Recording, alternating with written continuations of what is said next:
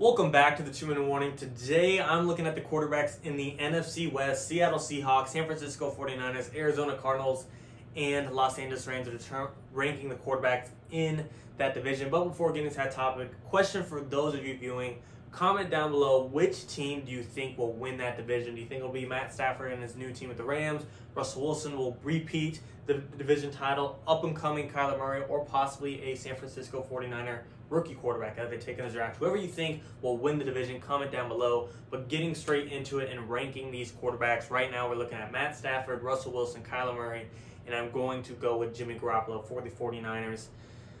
Currently, Jimmy Garoppolo is probably last in this division, and 49ers fan or not, you have to be open-minded to that. If you weren't last in this division, you probably wouldn't be giving up two first-rounders in your entire future, and a good amount of your future, to draft a quarterback in the NFL draft. So they're kind of very, self-aware that their quarterback is the fourth best, worst in the division, whichever way you want to call it. Jimmy Garoppolo is probably dead last in that division.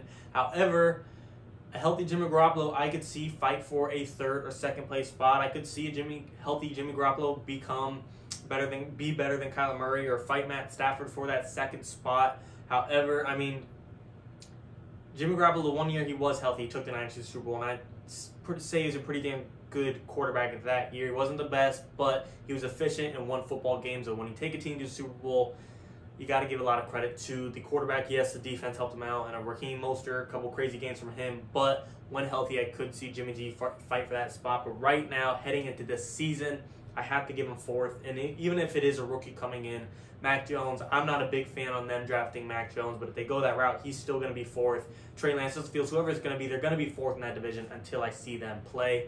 Third would go to Kyler Murray. This is one that I would not be surprised if somehow, some way, Kyler Murray jumped to the number 1 spot, and I would not be surprised if Kyler Murray fell to the number 4 spot, because he's just such a wild card play. This year is probably going to be his best year amongst his career. Third year, we see guys who enter their third year take a big jump. Look at Josh Allen. He became an MVP conversationalist his third year in the NFL. Not to say Kyler Murray will do the same thing, but it is common for guys to take a jump in their third year, and Kyler Murray has more help than ever. We know he's got number 1 or number 2 receiver in the league, D-Hop, either him and Devontae Adams, whoever you want to take. He's got a top dog receiver in the league, and they added A.J. Green, who I'm a big fan of, possibly turning his career around and showing that he still has some gas in the tank. He's got a good slot receiver in Christian Kirk. I'm a little questionable about their head coach in Cliff Kingsbury. He's looking like the 4th best coach in that division, and that might hold back Kyler Murray when you're in a division with the Pete Carroll, Sean McVay, and Kyle Shanahan.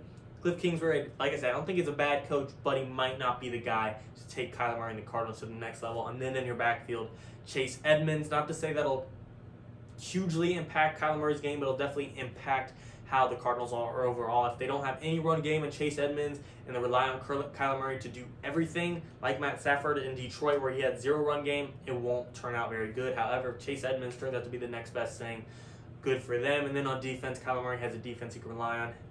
Chandler Jones will be back. Last time he was healthy, he led the league in sacks. J.J. Watt will be added. Malcolm Butler's going to be added. And you got the 16th pick in the first round to do whatever you want for the Cardinals, whether you pick up a receiver that fell like a Devontae Smith, or go corner and help out the defense of Caleb Farley. And like I said, though, Kyler Murray, I think safe spot is number 3 for him. He's great on the ground, and his air game isn't the best, but it's definitely, he's not, Lamar Jackson where it's just not there.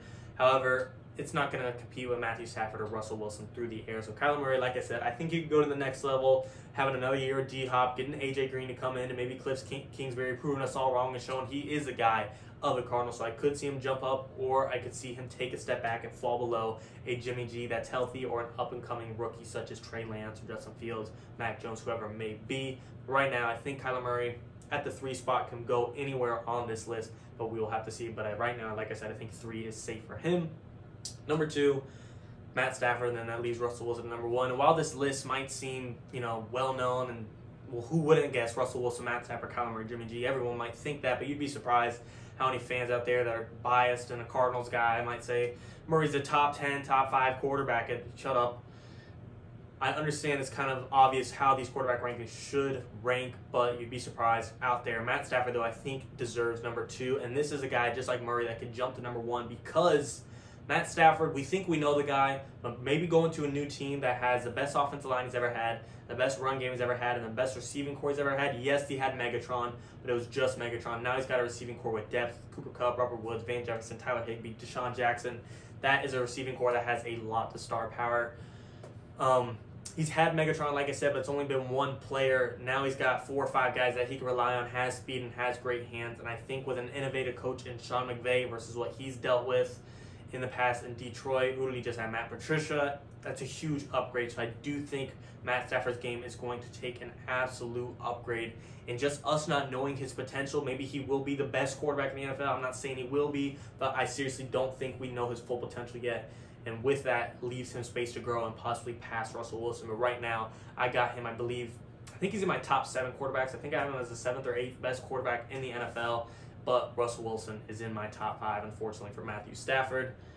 It's dangerous, not much to say. I mean, he's a top 5 quarterback in the league. He's dual threat. He can run on the ground greatly, and he can throw through the air greatly. And so can Kyler Murray, like I said, but Russell Wilson just does it a little bit better. Russell Wilson, similar thing. He's never had a whole lot of weapons. Yes, he's had DK Metcalf, but he's still young and he's still making mistakes. Tyler Lockett, he's pretty reliable. Now they added him, Gerald Everett from the Rams, a good athletic tight end. So I could see his game take a big jump this year. They got an offensive line help on the defense. They brought back Carlos Dunlap to pair him up and keep with Bobby Wagner. You got Jamal Adams. So Russell Wilson is getting a better team than he has played with. DK Metcalf will hopefully grow out of his growing pains. Tyler Lockett signed to a relatively long-term deal, 4 years. And then I said Gerald Everett. It's still the draft. The Seahawks do not have a lot of picks, but they do have a couple picks, and anything is better than nothing. So, like I said, I know it might be obvious, but Russell Wilson number 1, Matthew Stafford number 2, Kyler Murray number 3, and Jimmy Garoppolo number 4. And to me, it was worth talking about because the Niners, they're a wild card. They might get, who knows, Trey Lance, Justin Fields, Mac Jones, whoever it may be. They might come in and be the next prodigy and be the next GOAT and be the best quarterback in the NFL, easily taking the division. Who knows? Or they might be the bust of the decade. I don't know, and that's why I think it's interesting to talk about, just because there's so many mysteries. You know, Kyler Murray with Cliff Kingsbury and getting AJ Green, Jimmy G, and the Niners situation at quarterback, Matthew Stafford being a whole new team, and Russell Wilson trying to keep the crown of being the number 1 guy in that division.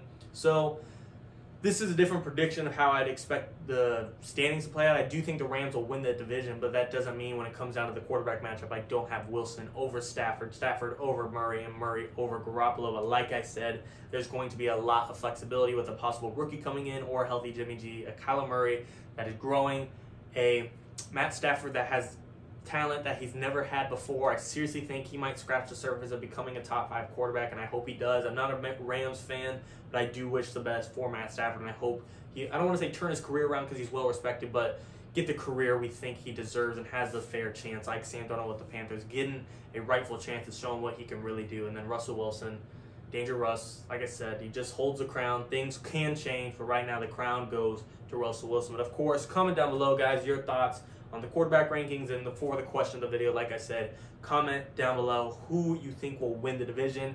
And I seriously think this is a division that, with these great quarterbacks, and probably the toughest division of football, we can see all 4 teams make the playoffs. But when it comes to the quarterback matchup, Russell Wilson's at the top. Thanks for watching, guys. I truly appreciate it. I know we say it every single video. We love when you guys watch it. Comment down below. 2-minute warning.